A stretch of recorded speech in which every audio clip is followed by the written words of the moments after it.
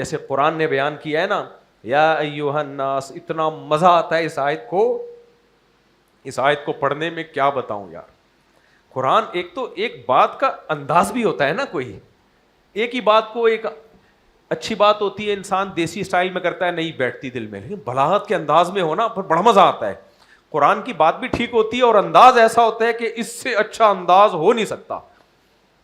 یا ایھا الناس, اے لوگو, جس میں سائنٹسٹ بھی آ گئے. کیا خیال ہے یہ جتنے آج کل یوٹیوبڑے آ رہے ہیں دیسی ملحد, یہ بھی آ گئے, صحیح ہے نا. اللہ سب کو کہتا ہے یا ایھا الناس, اے لوگو, ان کنتم فی ریب من البعث, اگر تمہیں شک ہے کہ میں مردوں کو دوبارہ زندہ کیسے کروں گا. تم بار بار کہتے ہو سائنس نہیں مانتی, تو اللہ کہتے ہیں فإنا خلقناکم من تراب, ہم نے تمہیں پہلے مٹی سے بنایا. تمہارے ماں باپ کے جو اسپم تیار ہوتے ہیں مٹی میں اگنے والی چیزوں سے ہوتے ہیں. زمین کو کھود کے دیکھو, نہ اس میں انار ہے, نہ انگور ہے, نہ ناشپاتی ہے, نہ گھاس پھوس, کچھ بھی نہیں. ایک اوپر سے پانی ہے, اور بیج کا میں صرف ایسے سافٹ ویئر ہیں جو اس کو میسج دیتے ہیں کہ اگانا کیا ہے. بیج تھوڑی اگ کے انار بن جاتا ہے, وہ تو فنا, وہ تو صرف میسج. بیج ایک میسج ہے, ایک چھوٹا سا سافٹ ویئر ہے اس میں ڈلا ہوا ہے کہ اس دفعہ کیا اگانا ہے, کیا اگانا ہے, تاکہ کسان کی مرضی سے چیزیں اگیں. اللہ کہتے ہیں کہ آسمان سے پانی برسا, اسی مٹی نے انار کی شکل میں اپنے آپ کو تبدیل کیا, اسی مٹی نے انگور کی شکل میں اپنے آپ کو تبدیل کیا. اسی زمین کو کھود کے دیکھو نا, کچھ نظر آتا ہے اندر, نہ انار ہے, نہ انگور ہے, نہ ناشپاتی ہے, نہ کھجور ہے, کچھ بھی نہیں ہے. ایک پانی مٹی گوبر کے ملاپ سے انار پیدا ہو رہا ہے, اور انگور پیدا ہو رہا ہے, کھجور پیدا ہو رہا ہے, اور اسی سے گھاس پیدا ہو رہی ہے. اللہ کہتے ہیں اس گھاس کو تمہارا رب چند گھنٹوں میں دودھ میں تبدیل کر دیتا ہے.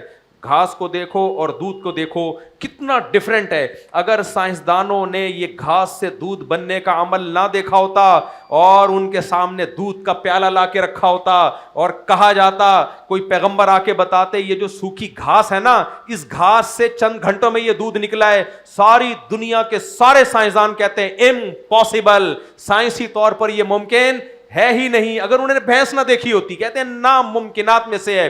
اللہ کہتے ہیں ان لکم فی الانعام لعبرہ نسقیکم مما فی بطونہ, ہم سوکھا چارہ اس جانور کو کھلاتے ہیں جس کو ہم نے بنایا ہے. ایوالو ہو کے ایسی خاندانی مشینیں نہیں بن سکتی. آج تک ایوالو ہو کے دو اینٹیں آپس میں ایک ساتھ نہیں جڑی ہیں. اتنی ٹیکنیکل پیچیدہ مشینیں جو گھاس کھا کے دودھ بنا رہی ہیں.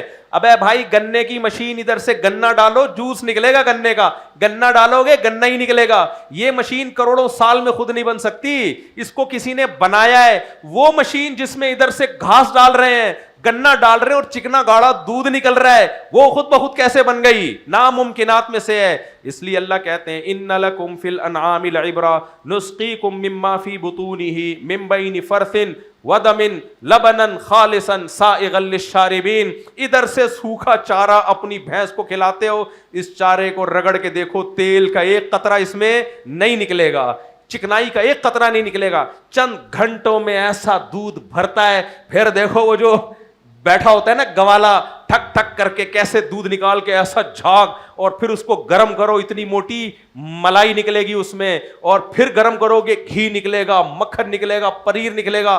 ان تمام چیزوں کو سوکھی گھاس سے نکال کے تو دکھاتے نا, سائنسدانوں کے پاس لے کے جاتے ہیں, نکال کے دکھا, کہہ رہے ہیں امپاسبل, نہیں نکلے گا یہ.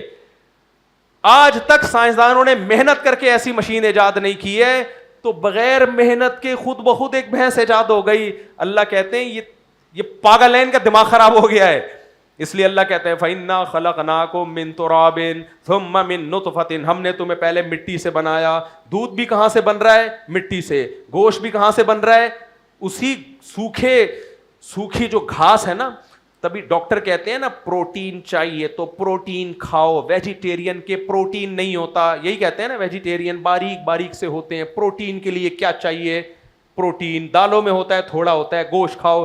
بھائی بالکل صحیح کر رہے ہیں, میں ڈاکٹروں کا مذاق نہیں اڑا رہا, لیکن ہمارا رب بھینس کو سوکھی گھاس کھلاتا ہے اور پروٹین سے بھری ہوئی ہوتی ہے, ہوتا ہی پروٹین ہے اس میں. کٹے دیکھیں, کٹے, ایک نوالا ساری زندگی گوشت کا نہیں کھایا ہوتا کٹے نے. ابے بھینس کا جو اتنا بڑا بھینسا ہوتا ہے نا, از کالڈ, بچے کو کٹا کہتے ہیں, بڑے کو کیا کہتے ہیں؟ بھینسا. ناک کی نوک سے لے کے کھر تک کس سے بھرا ہوا ہوتا ہے؟ گوشت. زندگی میں کبھی انڈا کھاتے ہوئے دیکھا اس کو؟ اب ایسا نہ ہو ویجیٹیرین میرا یہ بیان چلا دیں کہ دیکھو اس سے بھی. بھائی اللہ کا نظام ہے, ہمارے لیے پروٹین کے لیے پروٹین چاہیے, بھینس کو نہیں چاہیے. صحیح ہے. اللہ کہے گا اس کو بھی پروٹین کھلا کے پروٹین آتے تو کیا کھاتا پھر؟ یار ایک تو تم لوگ کو سمجھانا بڑا مشکل ہے. دیکھو ہمیں پروٹین چاہیے گوشت, اس کے لیے ہمیں گائے بھینسوں سے چاہیے گوشت. اب گوشت کھلا کے اگر ہمیں گائے بھینسوں سے گوشت, تو وہ گوشت ڈائریکٹ خود نہ کھا لیتے؟ کیا خیال ہے بھائی؟ چکنائی کھلا کے اگر ہمیں چکنا گاڑا دودھ چاہیے ہوتا تو ہم وہ چکنائی بادام پستے خود نہیں کھا لیتے؟ اللہ نے کہا اس کو وہ مال کھلاؤ جس میں پروٹین کے علاوہ سب کچھ ہے. پروٹین بنانا کس کا کام ہے؟ وہ میں بناؤں گا اس. تو اس لیے اللہ کہتے ہیں, یہ آیت اتنی پیاری آیت ہے, یا ایھا الناس ان کنتم فی ریب من البعث, اے لوگو اگر تمہیں شک ہے, سائنسدانوں نے تمہیں الو بنایا ہوا ہے, نئے نئے دیسی آ رہے ہیں ٹک ٹاکر, اور سائنس کے نام پہ نا ٹھش پش, انگلش میں کوئی ٹھش پش مار رہے ہیں یہی چل رہے ہیں آج کل. لوگ اتنے متاثر, اتنا ایجوکیشن اس کو کہتے ہیں, اور پھر ہمارا مقابلہ کیا ہوا ہوتا ہے. کہتے ہیں یہ 19 بچے والے, اور جا رہے ہیں جاپان والوں کو سمجھانے کے لیے, جن کی ٹرینیں 500 کلومیٹر فی گھنٹہ کی رفتار سے دوڑ رہی ہیں. جا کس کو رہے ہیں سمجھا کے؟ جاپان میں جا کے. یہ فرانس میں بیان کریں گے یہ مولانا 19 بچوں والے. یہ تو ان کی مینٹیلٹی ہے. 10-15 سال پہلے خاتون نے, میں فون سن لیا کرتے, کہتی ہیں مجھے آپ کے بیان بہت اچھے لگتے ہیں, اور میں سمجھتی ہوں آپ بڑے لبرل قسم کے مفتی ہیں, سوسائٹی کے حساب سے بالکل صحیح چل رہے ہیں, لیکن ایک دن مجھے پتہ چلا, اس وقت 19 نہیں تھے, میں بہت اس وقت پیچھے تھا قوم سے رفتار میں, شرمندہ ہوں میں, 13 تھے یا 12 تھے اس وقت. انہوں نے کہا لیکن جس دن مجھے پتا چلا آپ کے 13 بچے ہیں, مجھے لگا کہ یہ بھی ویسا ہی نکلا.